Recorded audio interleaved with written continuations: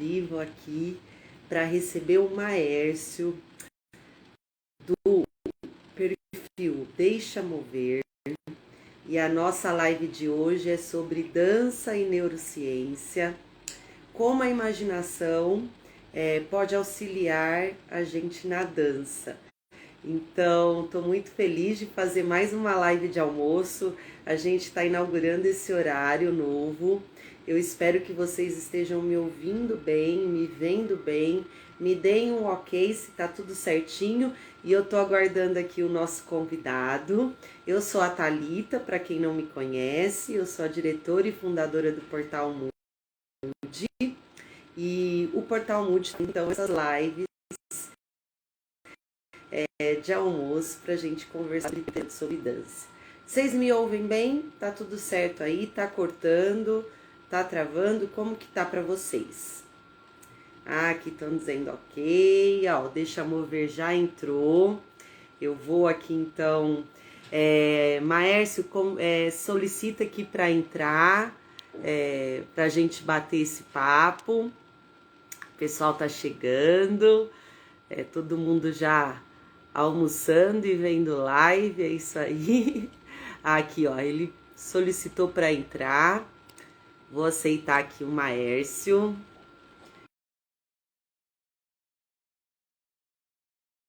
Vamos ver se ele chega aqui para conversar comigo. Olá, Ei, Maércio. Thalita, boa tarde. Tudo Tudo bom? bem você? Boa tarde todo mundo. Boa tarde.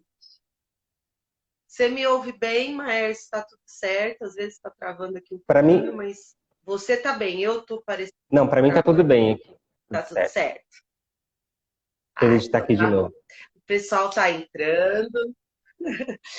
A gente estreou aqui essa live de almoço com você, né, Maércio? Deixa eu mover, você que veio com essa proposta e a gente super legal. E a gente vai aderir, viu, para o ano que vem, fazer mais lives de almoço, enquanto o pessoal tá aí comendo, podendo ouvir sobre temas interessantes sobre dança. E mais uma vez, obrigada aqui por estar com a gente para falar sobre dança e neurociência, e dessa vez a gente vai para um subtema desse universo, dessa área de conhecimento, que é a imaginação. E aí, antes de mais nada, Maércio, eu queria que você se apresentasse. Já vou deixar avisado que no nosso IGTV tem salvo a primeira live de dança e neurociência. Então, lá ele vai falar mais sobre essa área de conhecimento como um todo, né? E aqui a gente vai entrar mais na questão da imaginação. Então, para quem quiser mergulhar um pouquinho mais no assunto, segue o @Deixa Mover e também assiste a primeira live lá. Enfim, e também no Instagram do Maestro tem coisas interessantíssimas, artigos e etc e tal. Bom, então se apresenta, fala um pouquinho quem é você, e aí a gente começa depois já falando da imaginação. Tá legal. Não, primeiro agradecer, estou super feliz de voltar. Acho que a gente estreou essa live de almoço com um tema que dá muito pano para manga, né? Então dá para desenrolar em vários subtemas, como hoje. Então, obrigado. E obrigado por todo mundo estar acompanhando a gente nesse horário tão precioso, né? Eu sou o Maércio, eu sou artista da dança, embora não dance mais, não dance nos palcos mais. Minha dança ocorre hoje de uma outra maneira.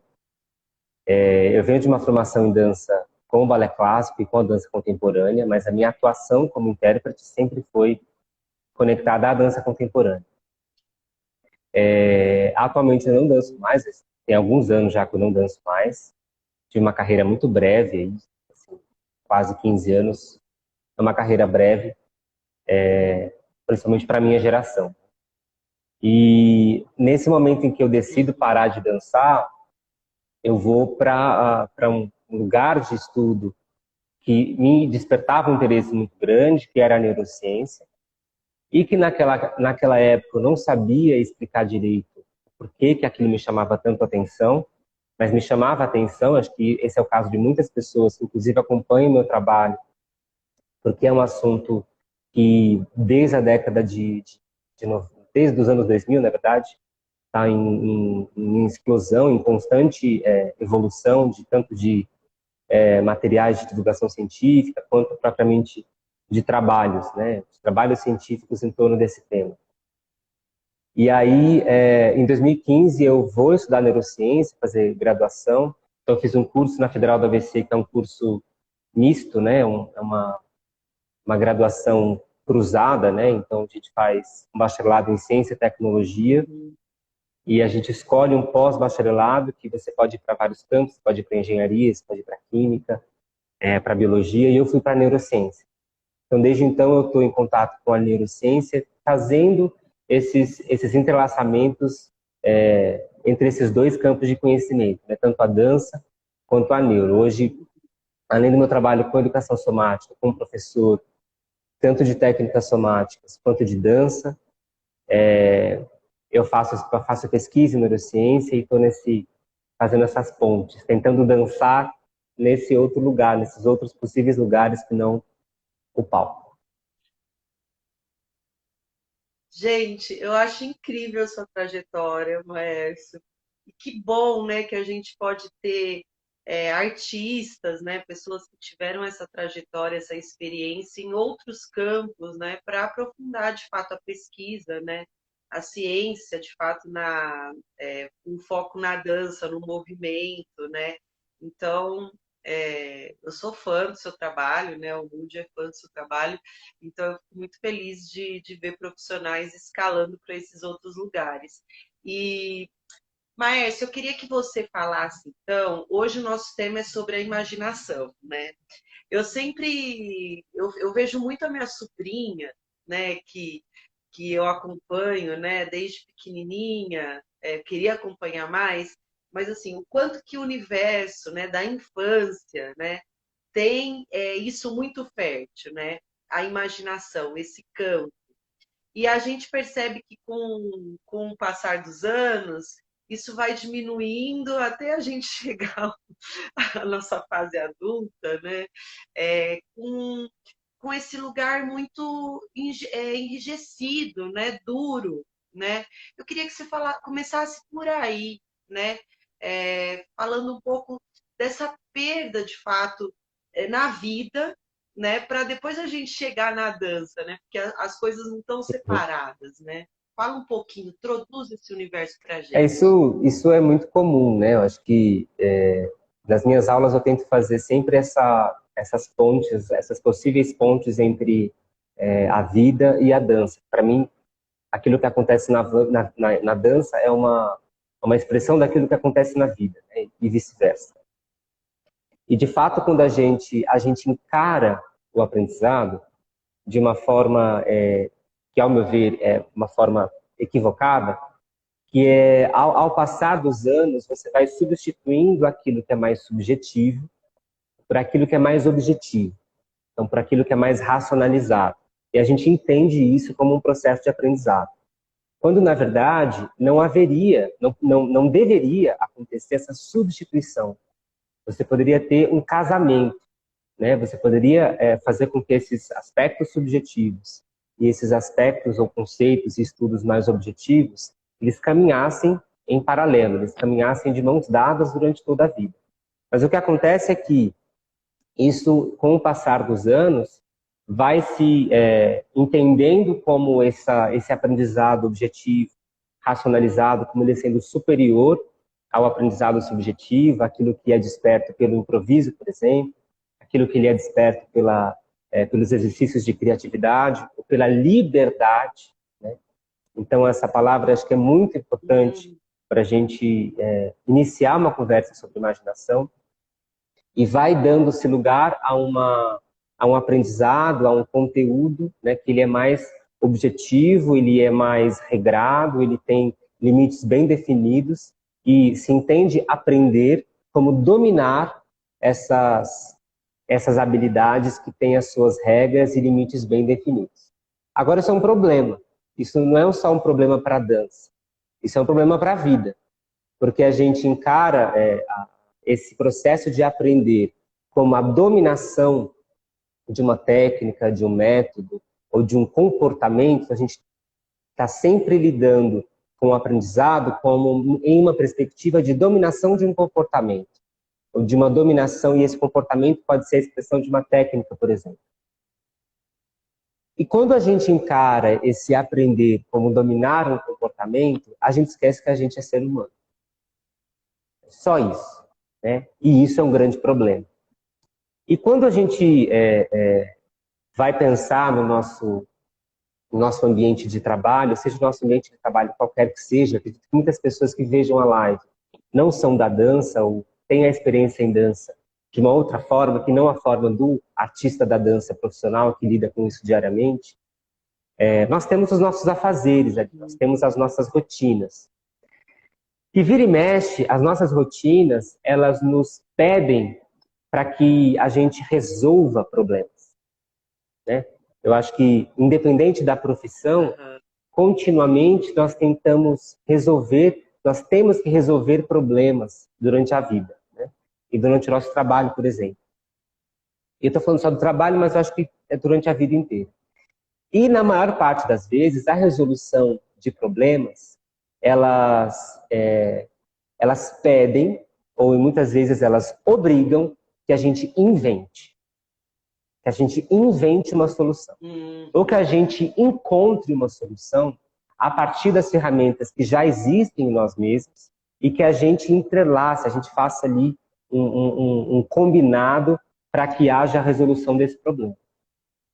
Agora, como é que essa capacidade inventiva, essa postura de entrelaçamento de ferramentas e de memórias pode acontecer se eu não exercitei isso durante a minha vida, ou se eu exercitei isso só em um momento da minha vida, e ao longo da minha vida eu me desconecto totalmente com isso? Não dá. Não dá, não tem como. Porque a gente aprender, uma das formas da gente definir o aprendizado é o fortalecimento de comportamento. Então, aquilo que eu não fortaleço ao longo do tempo, eu não aprendo. Então, se eu não fortaleço um comportamento inventivo, um comportamento inventivo que pede imaginação, que pede essa lida subjetiva com uma prática, com um desafio, eu não tenho como solucionar esses problemas da vida. E aí, quando eu vou para a dança, esse problema fica maior. Esse problema fica muito maior.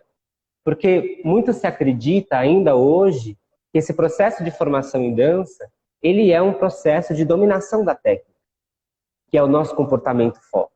Assim como essa dominação do comportamento que eu citei na vida. Agora, esse casamento do corpo com a técnica, ele é só um dos estágios do processo de aprendizado da dança. E muitas vezes, e eu posso falar isso com muita certeza, uma das poucas certezas que eu tenho na vida, muitas vezes ele não define quem vai ser artista da dança, quem vai trabalhar com isso e quem não vai. Ele não define. Exatamente. Incrível. Ai, continua, Me tô interrompa se gostando. você quiser. Ele não define. Não, tá incrível. A técnica, ela não define o profissional, a profissional da dança. Ela é apenas um dos elementos. E dependendo daquilo que você escolhe como a sua via de ação na dança, a sua via em que você se enxerga ali como aquilo que você vai seguir com a sua vida, essa técnica, ela é secundária. E muitas vezes ela pode ser terciária. Isso não vai definir o artista, não vai definir a artista. Agora, o que vai? Né? Se a técnica não vai, o que vai? O que preenche esse buraco? A subjetividade. O que preenche esse buraco é uma tratativa com o comportamento, no nosso caso é a dança, em primeira pessoa. Que em alguns momentos é partilhado, que em alguns momentos é homogeneizado, que em alguns momentos é equalizado em uma média, em um grupo, mas nasce essa ação profissional na dança, ela nasce da nossa capacidade inventiva com o nosso corpo em movimento. Não é de outro lugar.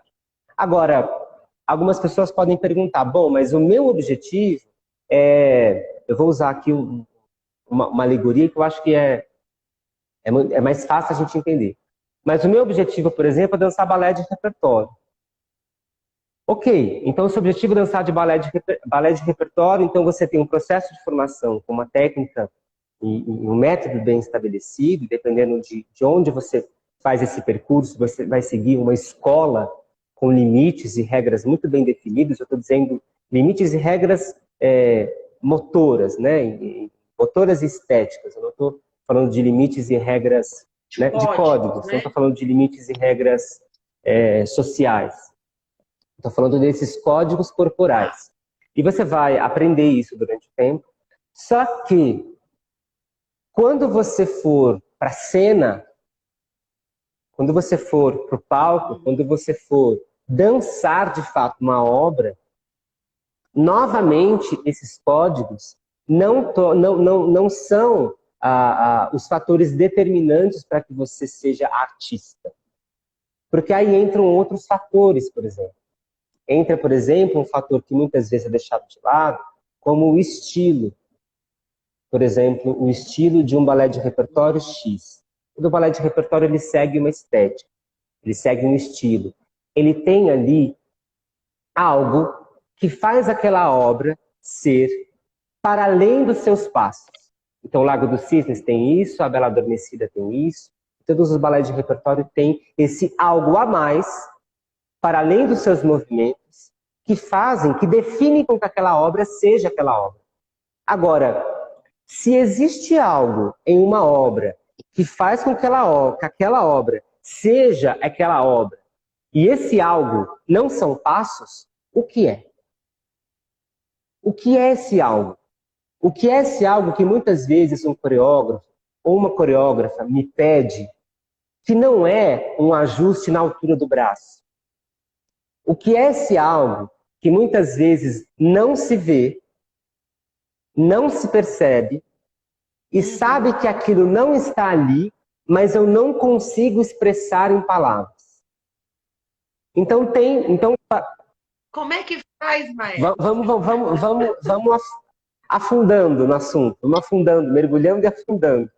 Sim, tá muito Porque legal. quando a gente faz essas perguntas, embora a gente não tenha todas as respostas, e as respostas definidas, exatas, a gente fica muito confortável para responder que parece existir um processo que acontece em cada ser que dança, antes ou para além do movimento que esse ser reproduz, que faz com que aquele movimento seja de uma forma ou de outra.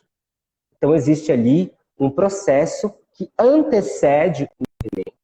Ou que acontece para além do movimento, que não é a altura do braço, que não é a primeira ou a quinta posição, que não é esticado ou dobrado, que incide diretamente sobre como aquele movimento se expressa no espaço. Então, se existe esse algo a mais, eu preciso entender que processos são esses, preciso nomear, tentar nomear, e, mais ainda, eu preciso acessar esses processos. Então, aqui a gente começa a se aproximar da imagética, porque que processos são esses? Eu vou falar de algumas respostas que a neurociência propõe e que, em alguns casos, essas respostas casam com respostas que a dança propõe.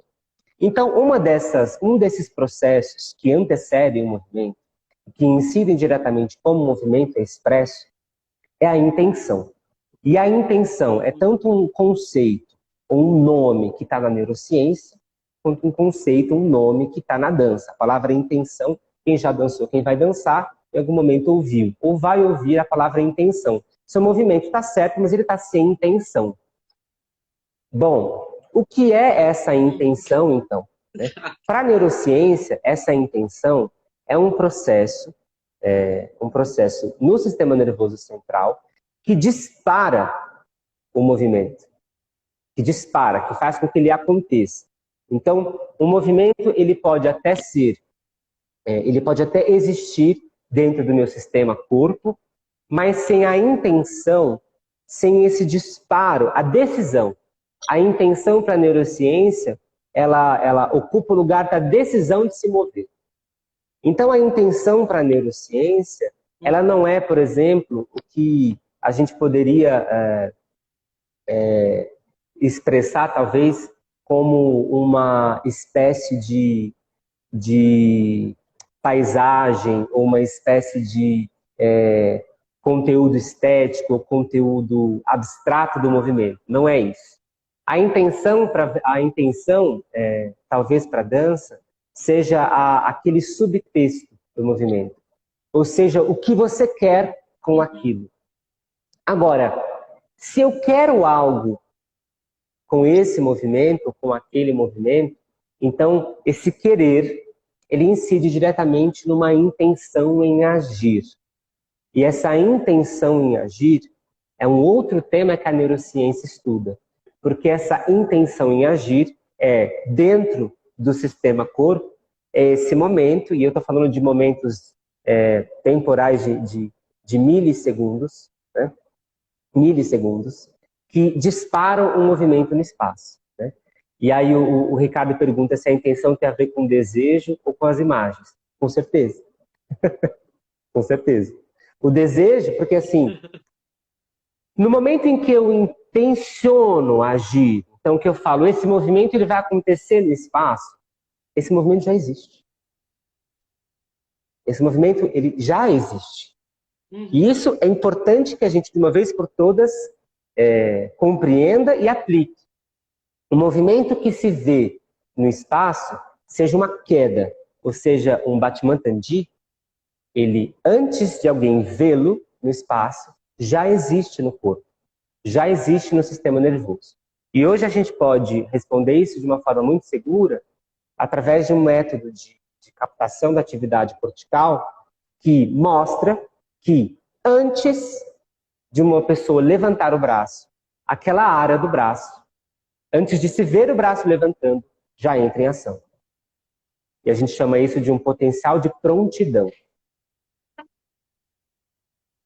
Eu já ouvi falar do nome pré-movimento. Cabe também? Cabe. Também cabe. Cabe. Porque a imaginação... vou tentar trazer a imaginação para esse lugar aqui da conversa. Porque é onde que a imaginação entra aí? Tá. Né? Onde é que a imaginação ou a imagética vai entrar? Que é um nome mais comum para a neurociência, da imagética motora. Que espaço a imagética motora ela vai ocupar?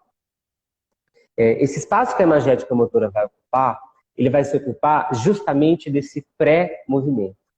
Desse espaço, não só, né, mas principalmente desse espaço que antecede aquilo que é visto. Então, voltando a uma das nossas perguntas do começo, né? Se eu sei que acontece ali algo antes do movimento ser visto, como que eu acesso isso? Como que eu acesso isso? Bom, a imagética parece ser uma forma de você acessar isso. E se eu sei que a imagética, ela é uma das formas de acessar esses processos que antecedem o movimento, por que não usá-los? Por que não trabalhá-los? Por que não arrastá-los durante toda a vida? Durante todo o processo de formação em dança, e não só durante toda a minha carreira com a dança. Porque o que acontece muitas vezes é que eu não arrasto a imaginação. Bom, em alguns casos, muitas vezes ela nem aparece. E aí é um problema ainda maior. Agora, às vezes ela aparece e ela não é arrastada no tempo. Ela não é aplicada durante toda a vida. E aí, assim, as imagens, o processo de imagética, a relação com a imaginação, ela vai ser sempre a mesma? Na infância, na adolescência, na idade adulta? Não, isso vai se modificando. Eu posso, inclusive, ali na adolescência, e principalmente na idade adulta, incorporar ou corporificar essas imagens associadas a conceitos e estruturas anatômicas, por exemplo. Agora, o que eu não posso é lidar com o aprendizado da anatomia. Eu acho que a gente vive um momento hoje que cada vez mais as pessoas estudam anatomia, e eu acho que isso é um grande passo para nós da dança. Agora, saber só o nome dos ossos, quem encaixa com quem articula com quem, se dobra, se roda ou se estica, é suficiente? Não é. Não é. Isso é importante? Isso é muito importante. Agora, não é suficiente. O que vai dar uma outra lida com esse aprendizado da anatomia é justamente essa anatomia em movimento, né? Essa anatomia viva. Não é anatomia do cadáver, não é anatomia do livro em 2D chapado. É aquilo que se experimenta, é aquilo que se vive no próprio corpo. E eu estou falando de um processo perceptual. Então, se é perceptual, é em primeira pessoa. Só eu que percebo dessa forma. Pode até ser próximo da Thalita, pode até ser próximo de outras pessoas, mas ele é eminentemente subjetivo. E a imaginação, ela vai justamente alimentar esse processo. Ela vai alimentar aquilo que ainda não é movimento visto, mas que é movimento no corpo. Uhum. Ô, Maércio, incrível você falando isso. E por isso que o casamento, pelo menos eu acho, né? Eu acredito, porque eu vivenciei, eu também fui bailarina, né? Tive todo um estudo. Para mim, a descoberta da educação somática foi um divisor de águas na minha formação, né? Eu que já vinha de um processo de lesões, né? Então, por isso que esse casamento com a dança é tão potente. Eu queria que você falasse um pouquinho, porque a educação somática, pelo menos os métodos que eu vivenciei, né? Como a eutonia, enfim, tem esse lugar de voltar, e eu trago o voltar mesmo, que é fechar os olhos e imaginar, né, o que está por dentro, para aí você ir construindo o movimento, né? Então tem esse processo que você falou mesmo, né? Que você imagina, percebe, aí você vai para a intenção, né? Que é para esse movimento do espaço. Fala um pouquinho qual que é a neurociência olha para esses dois campos, né? Em interface, né? Em relação. É muito bacana quando você fala, quando você comenta da experiência da lesão, porque muitos pensadores, muitas pensadoras da educação somática desenvolveram seus trabalhos pós-lesão. E aí o que acontece? A lesão, muitas vezes, hoje dependendo da lesão, mas em alguns casos ela impossibilita o movimento. Você não consegue fazer o que você antes fazia. Agora, se eu não consigo fazer o que eu antes fazia e eu quero voltar a fazer isso, eu vou só repousar. É a velha conversa do repouso, né? Então, assim, repousa que cura. Nem sempre, né? Muitas vezes não. Muitas vezes o que vai curar é o movimento. Agora, ok, eu tenho um estado em que o movimento ele é impossibilitado. O meu corpo ele vai se encontrar num estado de repouso. Agora, a minha imaginação precisa? Não. Não precisa. E é assim que nasce a ideoquinesis, por exemplo. A ideoquinesis, que é um dos métodos de educação somática, e talvez seja o método que mais se utiliza da imagética, ela nasce a partir de uma experiência de lesão. De uma experiência de lesão da Mabel Todd, lá nos anos 20, 30. Agora, o que essas técnicas de educação somática têm em comum? Tem uma experiência pelo movimento que é vivida em primeira pessoa. É isso que amarra todas as múltiplas e variedades de abordagens de educação somática. É isso que vai amarrar todo mundo. Vai amarrar todo mundo e colocar, bom, isso aqui é educação somática. E essa experiência em primeira pessoa, ela vai colocar dois processos essenciais para que ela aconteça. A sensação e a percepção. Então, sem sensação e percepção, não tem educação somática. O que vai ter ou um objeto sendo usado ou um movimento sendo reproduzido. Então, você pode até colocar um bastão lá na linha dos seus isquios. Agora, se você não sente, percebe que esse bastão na linha dos seus isquios provoca no seu corpo, não tem educação somática. Tem um bastão embaixo do isquio, só. Né? E esses dois processos, né? Só tem um bastão embaixo. Isso não é educação somática. Só vai ser educação somática quando é preenchido quando é preenchido, esse processo é preenchido por sensação e percepção.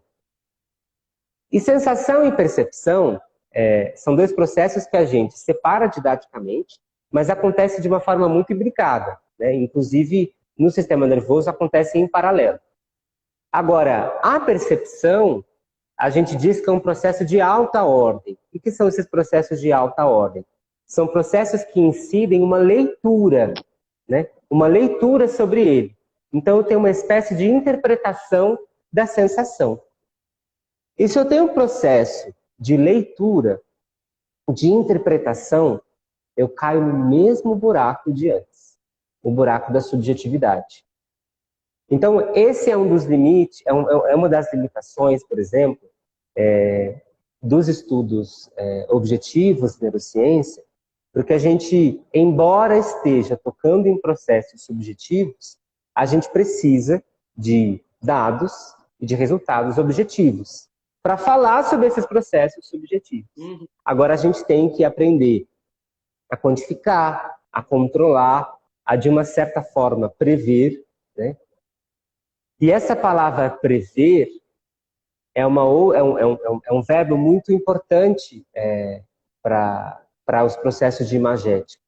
Porque no controle de movimento, quando eu falo de controle de movimento, eu não estou só falando dessa organização dos músculos que contraem, relaxam, ou das articulações que dobram e estendem.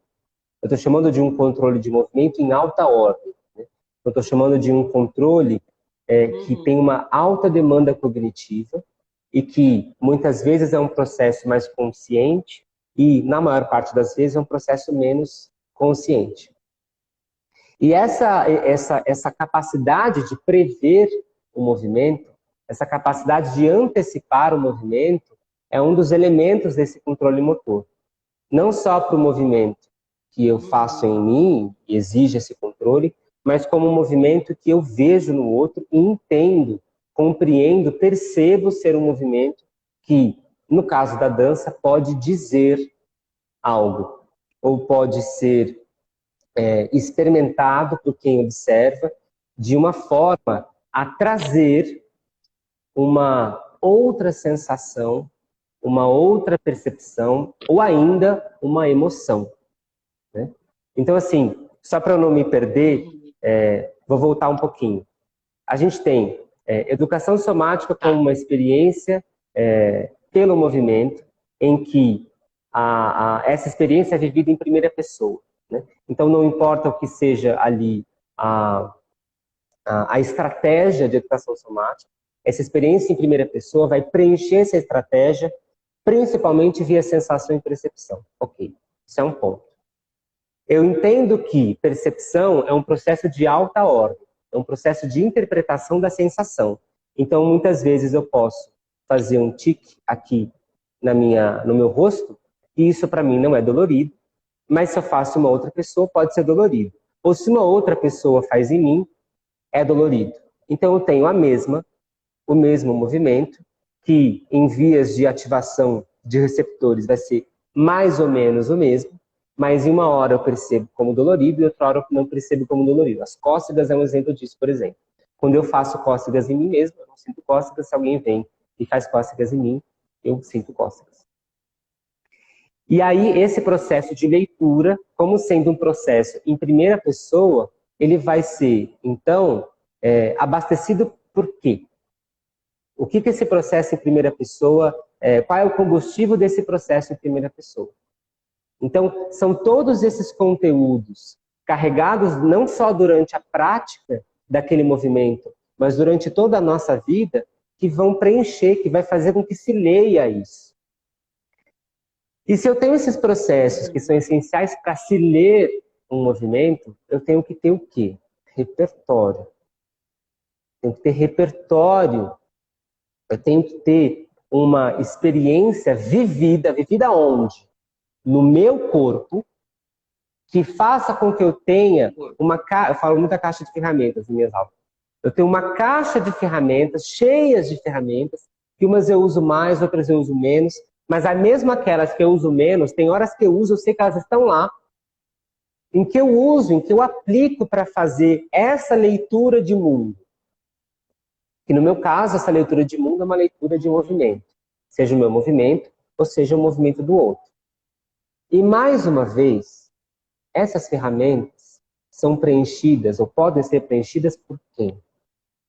Pela imagética. E por que que eu falo isso com tanta veemência? Porque as imagens, elas dão conta de um guarda-chuva grande de processos. Eu vou ser mais explícito. Quando eu fui fazer o curso os meus alunos já viram essa história. Tem alunos meus aqui que vão ouvir de novo. Mas para quem não ouviu, em 2013, eu fui para Nova York fazer o curso de Gaga Movement, do Bativo. E aí, lá no curso, tem um momento que eles ensinam o repertório da companhia. E aí fui lá aprender o repertório da companhia. E aí, na hora de passar o movimento, a maior parte, sei lá, 80% ou até mais dos movimentos, eles são ensinados via imagem. Então, por exemplo, eu tenho um movimento que é esse aqui. É esse movimento aqui, ó. Por exemplo. E eu posso ensinar esse movimento de várias formas. Então, eu posso falar, por exemplo, posicione as pontas dos seus dedos na testa de tal forma que o público veja os seus olhos. A partir desse momento, comece a deslizar os dedos das mãos até que eles se encontrem com os fios dos cabelos. E quando o dedo anelar estiver saindo do último fio de cabelo, você descola a mão sentido o teto. Então essa é uma forma de eu ensinar esse mesmo movimento que eu tomei no descabelei. Essa é uma forma da gente ensinar esse movimento. Agora, que cansativo ensinar esse movimento dessa forma. Quanta informação para ensinar esse movimento. Quanta carga cognitiva para ensinar um movimento. Bom, então que estratégia eu poderia utilizar para ensinar esse movimento? Uma imagem. Que imagem? Tire a coroa. Tire a coroa. Então eu imagino uma coroa e eu tiro essa coroa. A imagem da coroa sendo retirada, ela deu conta de todos esses caminhos em que eu disse passo a passo. E por que isso é tão importante? Porque nós, seres humanos, por sermos seres humanos, por natureza somos seres limitados. Embora tem gente que pense que não é. Nós somos. Biologicamente, não sei como que não tem. Biologicamente nós somos, em vários sentidos, inclusive cognitivamente. A nossa capacidade cognitiva, ela tem um espaço ali, ela tem um limite, a gente não tem uma capacidade gigante. Bom, talvez ela seja grande, mas infinita ela não é. Chega uma hora que ela acaba, ela fadiga. E se eu sei, tentar amarrar as coisas que eu já disse aqui, se eu sei que o controle de movimento ele tem em si uma demanda cognitiva e a cognição ela é limitada, não seria não seria ótimo que eu pudesse controlar o movimento com só um pedacinho de cognição? Não seria ótimo que eu pudesse fazer o que eu preciso fazer sem me cansar cognitivamente para fazer o que eu preciso fazer? Seria. Isso eu posso responder. Seria. Porque se eu gasto pouco dessa energia que é limitada, ela sobra para outras coisas. E ela sobra, por exemplo, para algo essencial para a dança, que é o prazer e a relação. Então, muitas vezes você tem assim, nossa, mas esse elenco ele não está entrosado. Ou esse PADD não está entrosado, não tem conexão, o elenco não se olha, eles não se percebem. Como é que foi esse ensaio? Como é que eles aprenderam esse movimento? É só uma limitação do intérprete? É só uma limitação das pessoas que estão ali? É só uma limitação individual desse elenco? Ou foi um processo de aprendizado que demandou uma alta demanda cognitiva e que não sobra tempo nem para olhar para o outro? Não sobra tempo nem para perceber a luz aqui na pontinha do nariz para saber se eu estou no foco. E eu vou fazer o solo inteiro fora do foco. Você entende? Então, assim, se eu uma exaustão. Exato, se eu ensino o movimento que eu quero que exista para dizer algo, que no fundo a gente quer dizer algo, né? Alguma coisa a gente quer dizer, ou a gente deveria querer dizer alguma coisa. Não importa o que você quer, não importa o movimento que você quer dizer, mas alguma coisa precisa existir que entrelace esse movimento que é visto no espaço. Então, se eu tenho esse interesse, e esse interesse é o que move a dança, isso não pode ser deixado de lado. Agora, se eu invisto tanto da minha carga cognitiva em organizar esse movimento, e aí eu olho assim, para o elenco, falo, não, mas o seu dedo anelar não chegou na ponta do último fio de cabelo, você não pode fazer isso. Não sobra. E não adianta cobrar, porque não vai acontecer. E não vai acontecer porque a pessoa não quer. É porque ela não tem. Biologicamente, ela não tem. E não adianta você querer que ela tenha, porque ela não tem. Porque essa capacidade cognitiva, embora ela seja plástica, ela ainda é limitada. Ela nunca vai ser ao infinito e além. E, mais uma vez, a gente pode se utilizar das imagens para resolver aquilo que a gente quer resolver de um jeito certeiro. Não, incrível, assim, você falando. E eu queria entender melhor que você trouxe esse exemplo de um repertório de uma companhia, né? Como você foi aprender lá com Gaga. E quando não se tem uma coreografia estabelecida, mas se tem o jogo do improviso, né? Como é que isso se dá, né? Porque às vezes a gente fala de improvisação, eu trabalhei anos, né, com um grupo de improvisação com a Zélia Monteiro, né? Então, foi isso que me instigou ouvir como é que isso se dá na neurociência, com a imaginação, em que porque a improvisação é uma técnica também, né? A gente não está falando de movimentos aleatórios, e cada grupo tem aí a sua maneira de improvisar, né? Os seus procedimentos. Como é que isso se dá na neurociência? Como é que a imaginação entra nesse jogo? Enfim, queria que você falasse um pouquinho desse lugar. Que a gente falou de uma coreografia, né? E agora desse outro lugar que não está compondo uma coreografia estabelecida, né? Pré-estabelecida, né? Está compondo uma coreografia, mas não pré-estabelecida. Um dos grandes, é importante você dizer isso, né? Um dos grandes erros que as pessoas cometem é achar que a improvisação é algo solto, né? É algo que não existe um roteiro ou um combinado, né? E sempre existem combinados para a improvisação acontecer, sempre. Porque quando não há, ela não acontece. Ela simplesmente não acontece. E ela não entra em um estado de improviso. E quem já fez improvisação sabe do que eu estou falando. Muitas vezes esse estado de improviso acontece com uma pessoa, não acontece com o outro. E mesmo em uma obra que se usa do improviso, nem sempre ele acontece. A obra acontece, mas esse estado nem sempre acontece. E esse estado, ele é muito próximo de um estado que a neurociência nomeia como um estado de fluxo, ou um estado de flow, né? Sei lá, flow é fluxo. Né? E o que é esse estado de fluxo?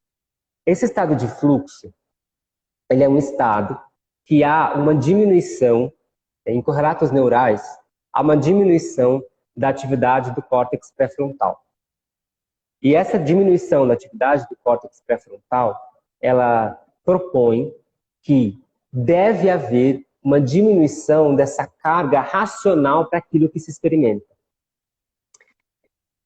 Só que, se há uma diminuição da carga racional daquilo que se experimenta e aquilo que se experimenta continua sendo experimentado, quais são os processos que abastecem essa experimentação? Ora, justamente todos os outros processos que não se ligam a uma carga racional. Né? E esses processos que não se ligam a uma carga racional, eles ocupam que estágio do movimento? Eles ocupam o pré-movimento. Eles ocupam esse pedaço do movimento que não se vê, mas que existe, e incide diretamente sobre como esse movimento existe, e que faz com que ele aconteça de uma certa forma ou de uma outra forma. E esse estado de fluxo, ele muitas vezes, ele na definição, ele vai ser uma equação entre habilidade e desafio. Então, eu ajusto aquilo que eu sei fazer com um certo desafio em fazer. Por exemplo, quando eu quero, em improviso, fazer um transporte. Se eu estou com uma pessoa aqui do meu lado, improvisando, eu quero transportá-la, e esse transporte pode ser uma marca, pode ser um dos desafios do meu roteiro de improviso. E eu tenho ali um certo domínio do meu corpo e da relação do meu corpo com o outro em que essa habilidade é possível de ser realizada. Então, essa equação entre habilidade e desafio, quando ela de fato acontece, quando ela entra em equilíbrio, esse estado de fluxo ele é muito mais possível de ser vivido. E esse estado de fluxo, ele faz com que alterações no sistema nervoso e na forma como esse sistema nervoso libera substâncias moduladoras da nossa autopercepção ou do nosso humor, elas entram em ação. Então, eu tenho muito mais os estados de prazer. Então, essas redes de recompensa no sistema nervoso, elas entram em ação, por exemplo. Aquilo se torna gostoso. É bom fazer, e não é só bom fazer, como eu quero repetir. É igual o vício, só que é um vício bom. Então não é só que eu gosto e quero mais. Né? Agora, esse lugar não é um lugar da estrutura corporal. Não é um lugar da fisicalidade. É um lugar do não físico. É um lugar do mental. Se não é físico, é mental. Ou pode ser espiritual para quem deseja, assim, seguir. Mas que não é físico, a gente sabe que não é. Agora, de novo, estou repetindo porque eu quero que isso fique bem explícito. Se não é físico, se ocupa esse lugar que não é estrutural, e eu sei que ele é tão importante, a gente não precisa pensar e experimentar ele, estudar, vivenciar, praticar, arrastar.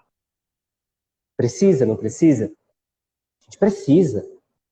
E o que se vê não é isso. O que se vê não é isso. O que se vê é que, ao passo em que o processo de aprendizado acontece, muitas vezes isso na criação acontece, muitas vezes acontece no final de um processo criativo, você nem lembra mais aquilo que deu origem ao passo, e aquele passo ele vai secando, ele vai murchando. Quando, na verdade, o passo ele não só pode nascer da imagem, mas como ele pode viver da imagem.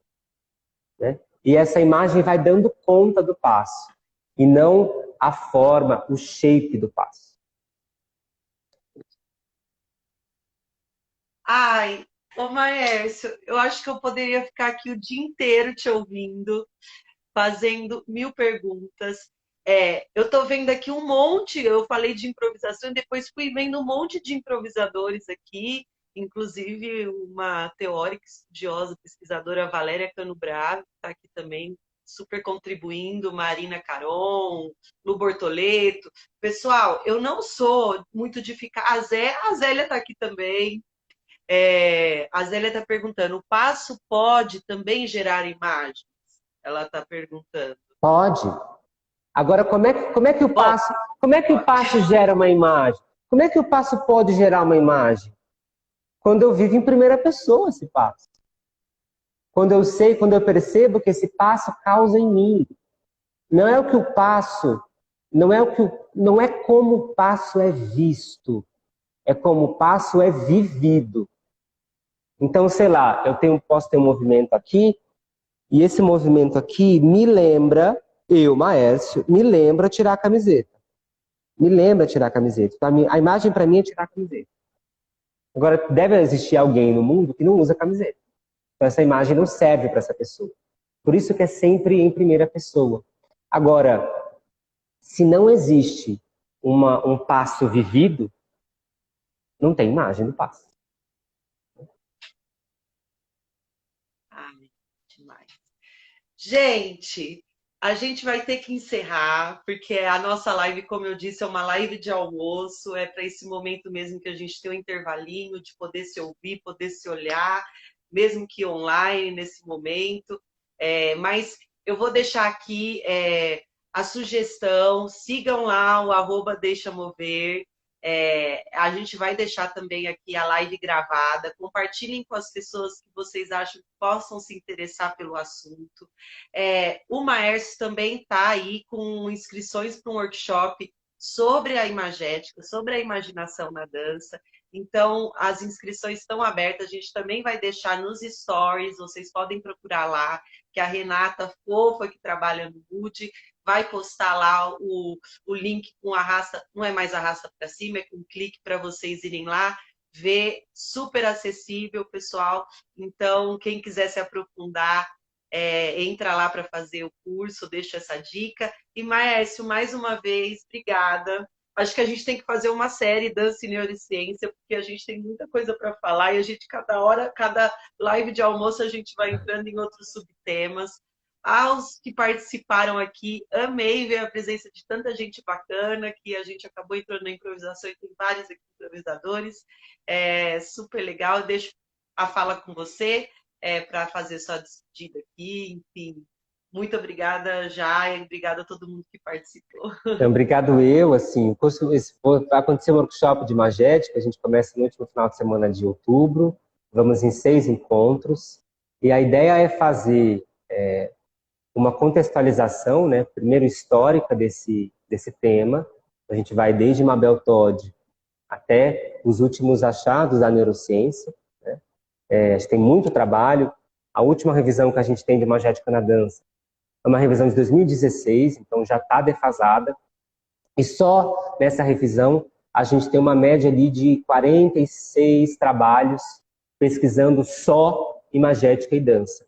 De 2016 para cá, a gente tem aí pelo menos uns outros 30 trabalhos trazendo esse tema. Então, algumas dezenas de estudos sendo feitos de algo que não é novo, não é uma inovação. A gente tem registros de imagética da década de 30, por exemplo.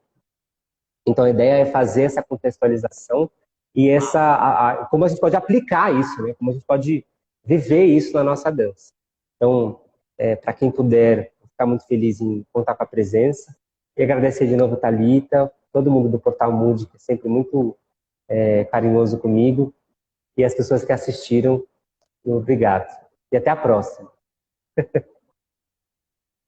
Vai lá, pessoal, a gente vai deixar as inscrições lá no nosso story. Segue a página Deixa Mover, porque ele posta coisas incríveis que a gente sempre está lá curtindo. Obrigada, Maestro. Obrigada, pessoal. Bom final de almoço. Tchau, Tchau. tchau. Vocês também. Tchau, tchau.